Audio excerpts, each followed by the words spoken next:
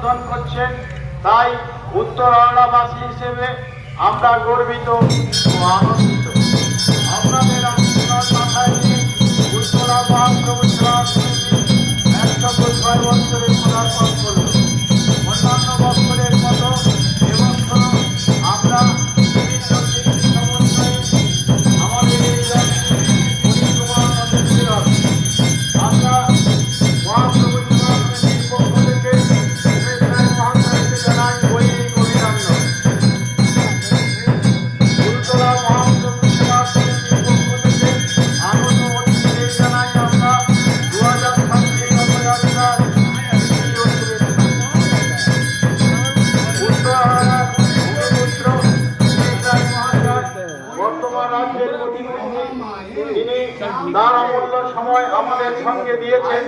তাই আমরা মহাপ্রভু সেবা সমিতির পক্ষ থেকে আমাদের এই বিশেষ অতিথিকে জানাই গৈরিক অভিনন্দন।